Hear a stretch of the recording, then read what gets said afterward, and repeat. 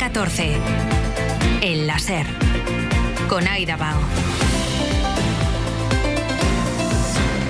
2:30 de la tarde, 1:30 en Canarias.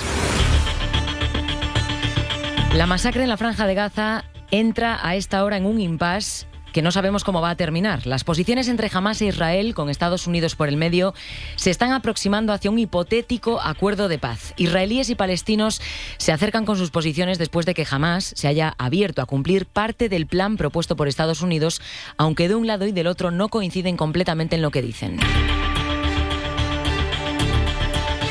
Israel asegura que se está preparando para implementar de manera inmediata la primera etapa del plan de Donald Trump para la Franja de Gaza. Lo ha dicho esta noche la oficina de Netanyahu en un comunicado en el que explican que van a continuar trabajando en plena coordinación con el presidente estadounidense y su equipo para poner fin a la guerra de acuerdo con los principios establecidos por Israel que se alinean, dicen, con la visión del presidente Trump.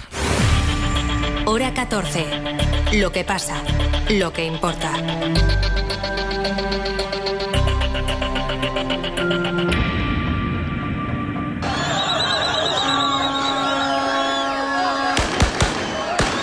Y esto que escuchan es la alegría. Así han reaccionado grupos de gazatíes en la franja cuando se han enterado del comunicado de los israelíes esta noche, pero ojalá fuera todo tan sencillo. Vamos a recapitular todo lo que tenemos a esta hora. Lo primero ha sido el comunicado de Hamás, que conocíamos ya muy entrada la noche en España. La milicia palestina, que tenía hasta este domingo para contestar, ha dado ya su respuesta oficial a Trump para la Franja de Gaza. Acepta liberar a los rehenes, acepta dejar el gobierno de Gaza en manos de un grupo de tecnócratas palestinos, pero, por ejemplo, no habla de desarme. Vamos al detalle. En Oriente Próximo está Miguel Flores. Buenas tardes. Buenas tardes, Aida. Los palestinos de Gaza celebran ya el previsible acuerdo de alto el fuego auspiciado por el gobierno de Trump y al que jamás le ha dado a priori el visto bueno.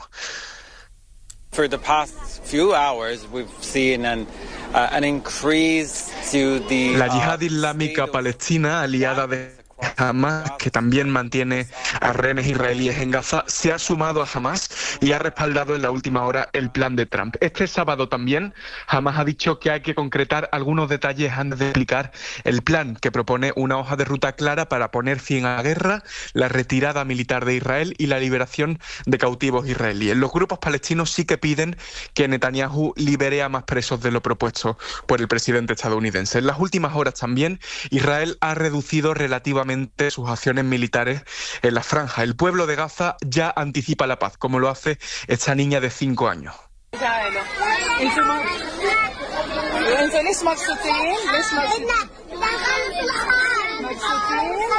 Estamos contentos porque va a terminar la guerra, decía esta mañana una niña de 5 años dentro de la Franja de Gaza. Gracias, Miguel. Como escuchamos, Hamás deja cabos sueltos que Estados Unidos e Israel plantean como exigencias, como por ejemplo el desarme. Pero aún así, lo dicho por la milicia palestina ha parecido ser suficiente para Donald Trump porque al momento ha reaccionado en redes. Corresponsal en Washington, Sara Canals, buenas tardes. ¿Qué tal, Aida? Buenas tardes. El presidente estadounidense, al leer el comunicado de Hamás esta noche, ha pedido a Israel que pusiese de forma inmediata fin a los bombardeos en Gaza porque considera que Hamás está listo, dice, para una paz duradera.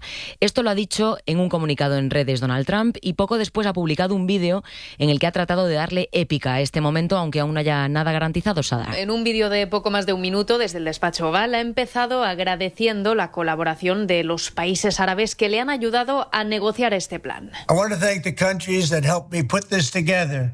Qatar, Socios con quien se reunió hace una semana en los márgenes de la Asamblea de la ONU y con un optimismo prudente insiste en que aún falta corroborar el acuerdo, firmarlo, pero celebra el hecho de haber llegado hasta este punto y habla de un día sin precedentes. I just want to let you know that this is a very special day.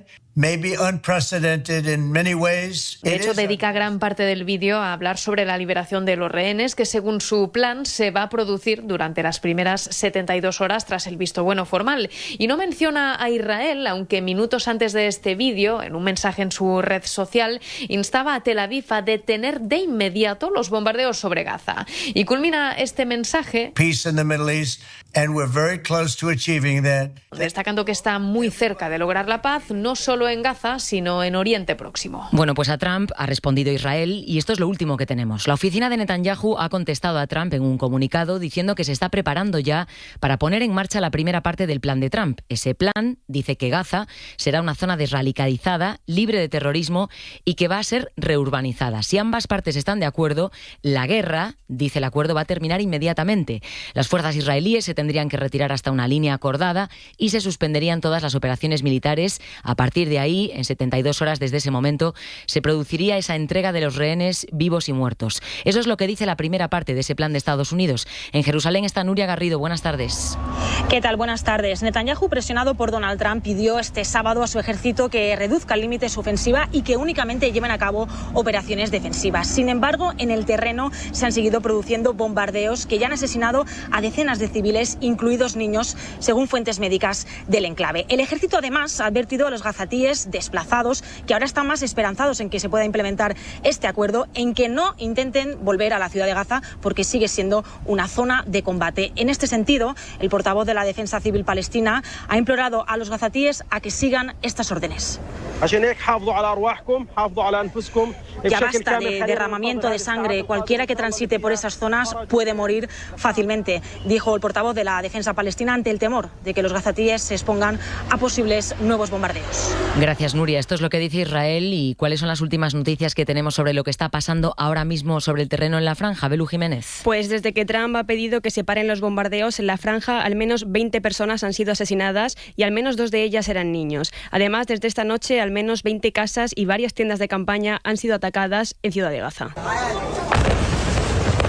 Según confirma Al Jazeera, el ruido de las ametralladoras y los bombardeos se ha reducido en las últimas horas en la franja, aunque Israel mantiene la amenaza sobre Ciudad de Gaza. Además, el hambre sigue matando allí. En las últimas 24 horas, 2 niños han muerto por desnutrición y con ellos ya son al menos 154 niños los que han muerto por inanición. Bueno, pues así es como está a esta hora la situación. Los bombardeos se reducen, pero no desaparecen, situación a la que está muy atenta el resto de la comunidad internacional. Vamos hasta la redacción de informativos en donde estamos recopilando todas esas reacciones. Almudena Lopesino, España dice que este no es un paso definitivo, pero que es un paso esperanzador que no hay que minimizar. El ministro de Exteriores, José Manuel Álvarez, ha instado en una entrevista en Televisión Española a las partes a negociar y asegura que si liberan a los rehenes israelíes supondrá un gran paso para lograr que Israel deje de atacar la franja. Si todo esto sirve, aunque sea para liberar a un solo rehén, para que haya un día en el que los palestinos de Gaza puedan acceder libremente a los alimentos, para que cesen los bombardeos injustificados en estos momentos de Israel, bienvenido sea. La presidenta de la Comisión Europea, Ursula von der Leyen, ha escrito en X que este momento debe ser aprovechado, que el alto el fuego en Gaza está al alcance de la mano. El primer ministro británico, Keir Starmer, ha afirmado que Reino Unido apoyará las nuevas negociaciones y Antonio Guterres, desde Naciones Unidas, dice que está alentado por la decisión de la milicia. También en Francia.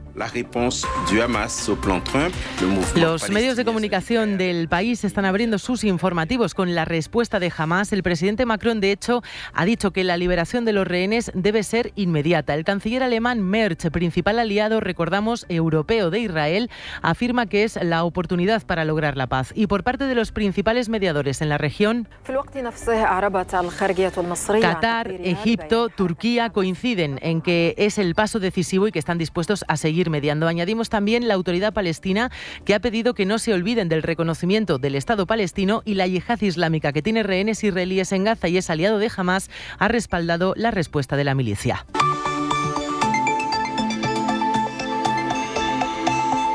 Pues con todo esto sobre la mesa, esta mañana nos preguntamos, ¿esto que estamos viendo es el principio del fin de la masacre en Gaza? ¿O aunque jamás se muestra abierto a liberar a los rehenes, los desacuerdos entre las partes pueden hacer que el acuerdo se tuerza? Esto es lo que nos ha respondido Ignacio Gutiérrez de Terán, que es profesor de Estudios Islámicos en la Universidad Autónoma de Madrid. Creo que es muy pronto para decirlo, entre otras razones porque jamás, si se lee bien el comunicado, no acepta todas las propuestas de Trump, sino la primera y decisoria para iniciar el proceso, que es la liberación de los presos israelíes que mantiene. Esto, desde luego, no es lo que pretendía Netanyahu y tampoco Trump, pero yo creo que jamás ha reaccionado así debido a las presiones enormes que ha sufrido, sobre todo por parte de los países árabes y musulmanes, que Hamás gana tiempo, da a entender al mundo y sobre todo a la comunidad palestina que ellos no están en contra de un acuerdo, porque hoy he estado hablando incluso con gente de Gaza y ya hay una sensación de hartazgo y de cansancio. Lo que se quiere es acabar con las masacres y las matanzas cometidas por el régimen de Tel Aviv, cuando Hamás tiene la obligación de dar un paso en ese sentido. Pero Hamás ha dicho ya también que incluso la liberación de los prisioneros israelíes no se haría de forma inmediata y mucho menos en las 72 horas que propone el acuerdo, puesto que por razones operativas es muy difícil. Tanto unos como otros van a intentar ganar tiempo e Israel va en la línea de conseguir todos sus máximos objetivos y si no, en cuanto se produzca esta supuesta liberación de presos, volver a los ataques, esta vez incluso mucho más feroces, si es que todavía pueden serlo de lo que hemos visto ahora. Y Hamás, por lo tanto, va a intentar dilatar al máximo lo que es la entrega de prisioneros. Bueno, pues algo se mueve en Gaza en un día de nuevo de manifestaciones por toda Europa para pedir el fin del genocidio. Aquí también en España estamos viendo grandes movilizaciones. Vamos a ir en este punto a Barcelona. Ferran Dalmau, buena tarde. En la capital condal se ha producido una de las movilizaciones de mayor dimensión de las que están previstas para hoy en España. Dale. Sí, buena tarde. Son 70.000 personas según la Guardia Urbana, 300.000 según la organización. Están ahora mismo concentradas delante del Arco de Triunfo, a punto de colgar una pancarta. Han tirado ya las cuerdas en el Arco de Triunfo para colgar una pancarta reivindicativa. La están alzando en este momento. Su intención es seguir durante todo el día para sumarse a la acampada masiva que hay delante del puerto de Barcelona las últimas 3 noches. La portavoz de la organización ha criticado el supuesto acuerdo de paz de Netanyahu y Donald Trump. Es un plan que se ha hecho con fuerzas extranjeras sin tener en cuenta el pueblo palestino. Intentan seguir colonizando Palestina. No se habla de Cisjordania, se habla de Gaza, se habla de colonizar Gaza con el control de Estados Unidos, de Israel y de Inglaterra. Todo esto sin hablar con los palestinos. Natalia Abu, que también ha llamado a seguir las movilizaciones para denunciar la liberación de la flotilla y conseguir una movilización masiva también de las instituciones europeas para parar el genocidio en Gaza. Gracias, Ferran. 70.000 personas a esta hora en la ciudad de Barcelona, pero no es la única en la que se ha movilizado hoy esta mañana. Málaga, Santander, Sevilla son algunas de las ciudades que han acogido manifestaciones. Son más de 80 movilizaciones en todo el fin de semana repartidas por todo el país. Lidia Villalobos. Continúan las manifestaciones en diferentes puntos del país para pedir el cese del genocidio en Gaza. Esta mañana, ciudades como Málaga,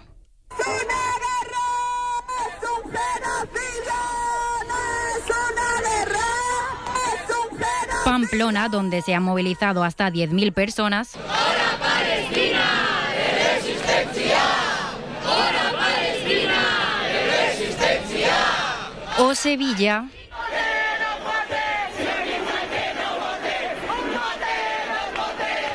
han sido escenarios de protestas en apoyo al pueblo palestino. Entre las medidas que exigen se encuentra el fin del comercio de armas y de relaciones con Israel, sanciones internacionales al régimen israelí y el fin de la persecución y criminalización de la solidaridad con Palestina, además de la derogación de la ley Mordaza. Se espera que a lo largo del día más municipios se sumen a estas movilizaciones que coinciden con fechas próximas al aniversario de los ataques del 7 de octubre. Esta tarde, por ejemplo, será el turno de Madrid. Y en el exterior hoy también París o Roma se movilizan. En esta última, en la capital italiana, la manifestación contra el genocidio y contra la detención de los tripulantes de la flotilla está siendo masiva. En las calles de Roma está nuestra corresponsal Marina García. Adelante.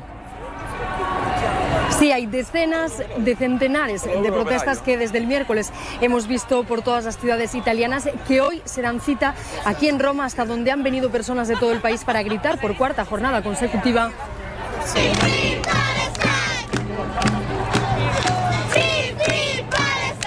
En pocos minutos la manifestación comienza a marchar en una gran marea humana que se dirige hacia el Coliseo, una jornada de pleno sol aquí en Roma donde el ambiente es por ahora pacífico y reivindicativo. Así nos lo explicaba para la SER una de las asistentes, Annalisa. Es una locura total. La Constitución italiana no quiere guerra.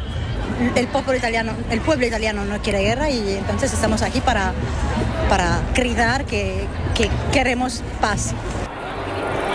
Se espera que en la manifestación nacional de hoy se llegue a 1 millón de personas y estén también los 3 parlamentarios italianos presentes en la flotilla que volvieron anoche a Roma. Marina García, en directo desde Roma. Gracias. Gracias. Y también relacionado con lo que está sucediendo en la Franja de Gaza, estamos pendientes del regreso de los españoles que están entre los más de 450 tripulantes de la flotilla detenidos por Israel, que los ha metido en una cárcel, aunque ya ha permitido que reciban ayuda consular. De momento no hay certeza sobre cuándo van a volver a España. Eso sí, denuncian que Israel ya hasta ahora ha violado sus derechos durante la detención. John Jiménez, buenas tardes. Buenas tardes. Así lo denuncia Nacho Prieto, del Grupo de Coordinación en Tierra de la Sumut Flotilla. Han estado más de 5 horas en el suelo con las manos con bridas en la espalda, han sido privadas de baño, de agua, han tenido privación de sueño porque fueron despertadas intermitentemente por la noche. Aún así, todavía la información es mínima. Israel, dicen, está obstaculizando el acceso de los abogados a los detenidos, que llega a cuentagotas, lo que viola la propia ley israelí. El cónsul español, que también pudo hablar ayer con un grupo reducido de los activistas, ha asegurado que dentro de las circunstancias se encuentran bien. De momento no se sabe cuándo serán expatriados los 49 españoles y los 3 residentes retenidos, pero sí que 3 de los españoles ya han empezado una huelga de hambre. Hora 14. Aida Bao. Por lo demás, seguimos pendientes de las reacciones políticas a las novedades en el caso Ábalos, después de que la Guardia Civil haya detectado que gastó en 10 años alrededor de 95.000 euros sin justificar. En ese informe también hay 2 fotos con sobres con dinero en efectivo con el logo del Partido Socialista. El partido ya comunicó al Tribunal Supremo que se le había entregado a Ábalos en concepto de liquidaciones de gasto. Los investigadores dicen que hay pagos que coinciden con lo que reconoció el partido, pero que no todos los ingresos corresponden, aunque en ningún momento habla la Guardia Civil de financiación irregular del PSOE.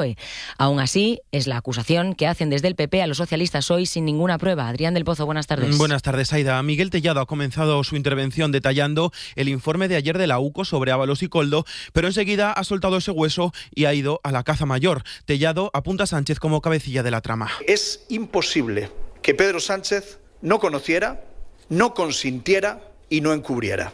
El cabecilla de las primarias necesariamente es también el cabecilla de esta trama. Se pregunta Tellado también si Sánchez ha cobrado alguna vez dinero en efectivo en sobres del PSOE y se ha referido a la sede del partido como el cajero automático de Ábalos.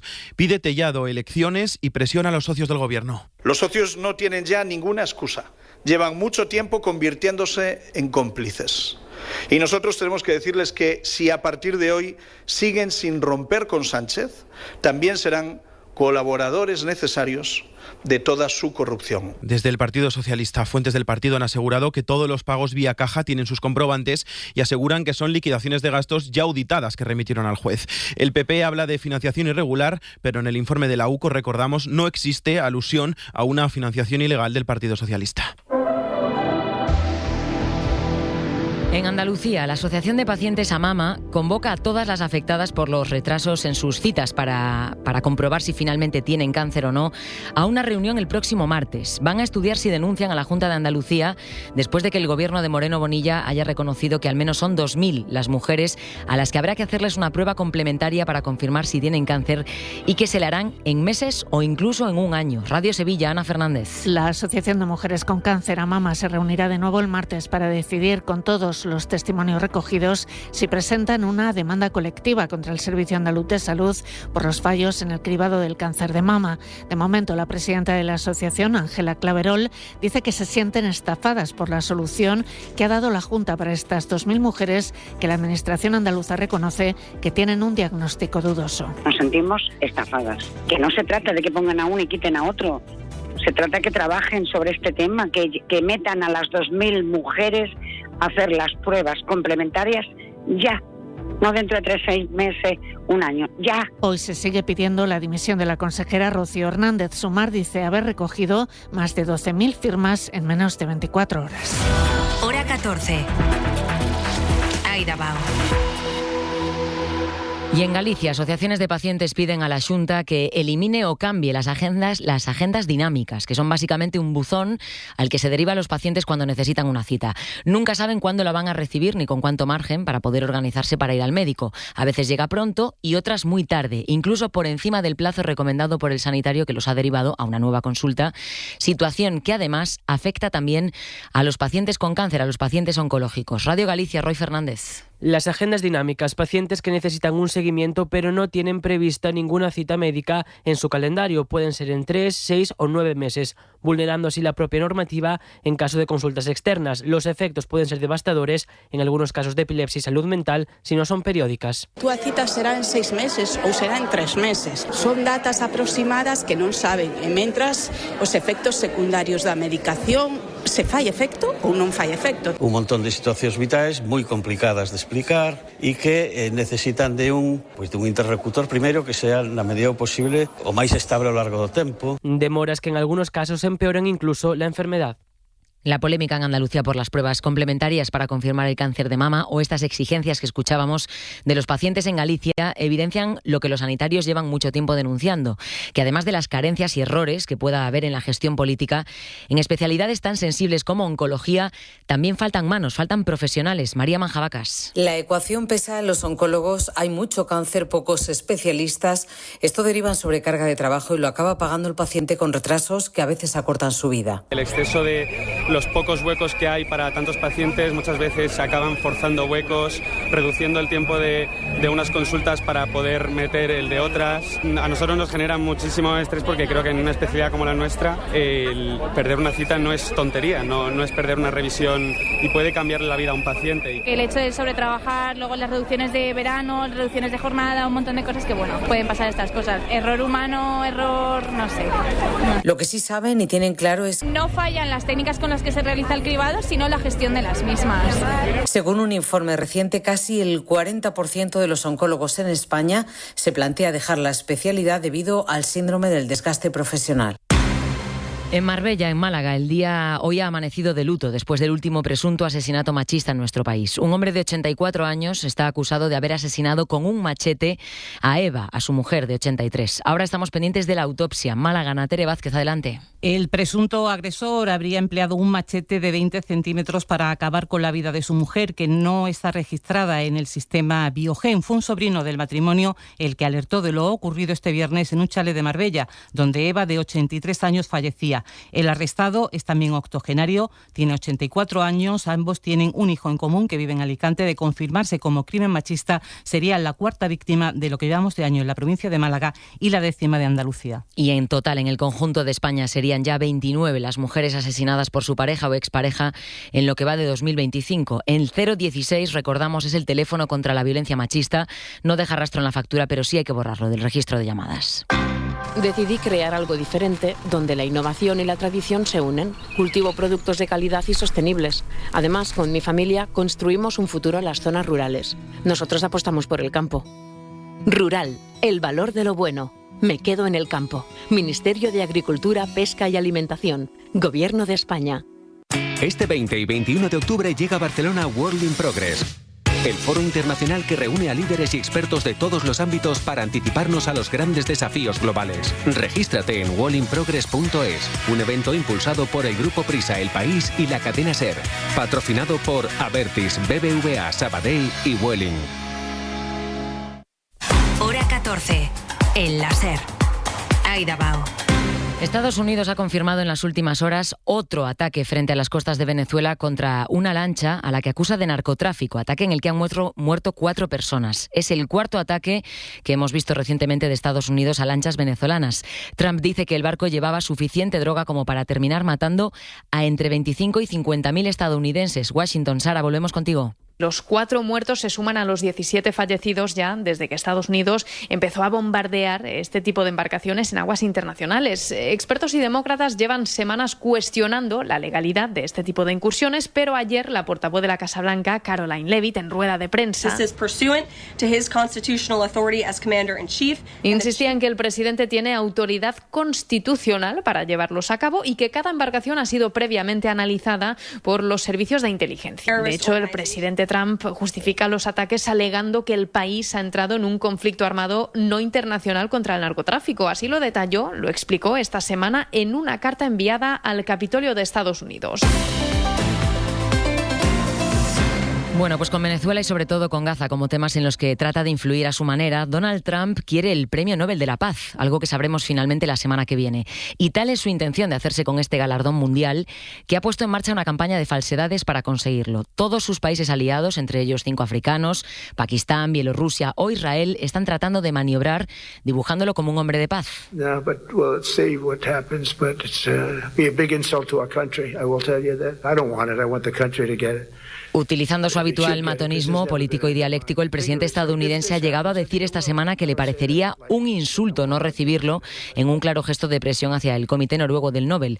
Adrián del Pozo, lo primero, ¿quiénes y cómo deciden a quién se le da este premio y qué es lo que argumenta Trump para considerar que se lo merece? Pues lo decide el Comité Noruego del Nobel, formado por 5 políticos retirados designados por el Parlamento noruego. Y los criterios nos los explica José Ángel Ruiz, director del Instituto de la Paz de la Universidad de Granada. Alfred Nobel en su testamento estableció 3 criterios muy claros. 1, trabajar por la fraternidad entre naciones, la abolición o reducción de ejércitos o la realización y promoción de acuerdos de paz. A este último punto se agarra Donald Trump, quien se dice a sí mismo que ha frenado 7 guerras, aunque parece que ni siquiera sabe muy bien a cuáles se refiere.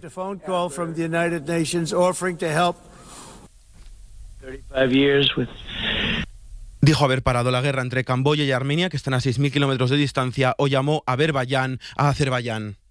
Y lo segundo, Adri, que todo el mundo se estará preguntando, ¿es una posibilidad real que Donald Trump sea el elegido? Bueno, pues aunque nunca se puede descartar, los expertos lo ven poco probable, primero porque no cumple los requisitos. Donald Trump es un gran publicista de sí mismo y los criterios tampoco pueden ser los que cada candidato se arroga a sí mismo. Habló de la posibilidad de anexionarse Groenlandia o incluso Gaza. Eso tampoco casa, claro, con un perfil de Premio Nobel de la Paz que termina conflictos. Y segundo, porque los noruegos querrán evitar una polémica inútil tras otros Nobel polémicos como el de Obama o el asesor estadounidense Kissinger. Ostracismo, homofobia, intentos de suicidio, una infancia predicando y una vida por y para la congregación. 6 personas que fueron expulsadas de los Testigos de Jehová o abandonaron la entidad religiosa cuentan sus historias en El País. Descubre el documental exclusivo para suscriptores premium en la web de El País. Hola, me paso por el súper del Corte Inglés y hago la compra. No veas qué calidad. Hay salmón noruego fresco de pesca sostenible por medios o enteros. Y he visto un 3x2 en la botella de litro del aceite de oliva virgen extra Carbonell. Aprovecho, ¿no? Supercor, Hipercor y Supermercado El Corte Inglés. ¿Qué necesitas hoy? En tienda web y app. Este 20 y 21 de octubre llega a Barcelona World in Progress, el foro internacional que reúne a líderes y expertos de todos los ámbitos para anticiparnos a los grandes desafíos globales. Regístrate en worldinprogress.es, un evento impulsado por el Grupo Prisa, El País y la cadena SER, patrocinado por Telefónica, PricewaterhouseCoopers y Veolia. Solo hasta el domingo, ahórrate el IVA en El Corte Inglés.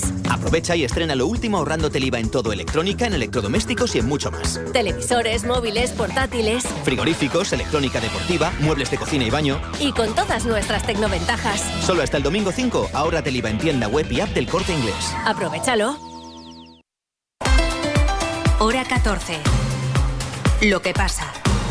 Lo que importa. En Fuengirola, en Málaga, estamos pendientes de una última hora por una explosión en un barco en el puerto deportivo de la ciudad. Hay 8 personas heridas, de ellas 3 de gravedad. Ana Tere, volvemos contigo. ¿Qué más sabemos? 8 personas han resultado heridas, 3 de ellas de carácter grave en una explosión de un barco en el puerto deportivo de Fuengirola. El incendio, cuyo origen todavía se desconoce, se ha registrado este mediodía. Inmediatamente ha actuado el Servicio de Salvamento y Socorrismo, los bomberos, Policía Local, Guardia Civil. El Ayuntamiento de este municipio ha destacado que en muy pocos minutos socorristas del Servicio de Salvamento han llegado hasta los tripulantes para ponerlos a salvo. En total iban embarcadas 8 personas, todas han resultado heridas, 3 de ellas de consideración, que han sido ya puestas a disposición de los servicios médicos de emergencia. Como fruto de esta deflagración, la embarcación se ha hundido y los responsables de la Agencia Andaluza de Puertos están siguiendo la situación muy de cerca para valorar la aplicación de medidas antivertidos. Y para terminar este informativo, Cleopatra ha resucitado. Hablamos ahora de una exposición inmersiva en Madrid. Se acaba de saber que su belleza no era tan impresionante como se creía y que su arte para conquistar a los líderes romanos residía en su carisma e inteligencia. Lorena Carramolino. La propia Cleopatra, en forma de holograma, Te adentra en esta exposición inmersiva para explicarte que ni se bañaba en leche de burra ni engatusó a Julio César y Marco Antonio por una belleza al puro estilo estrella de Hollywood.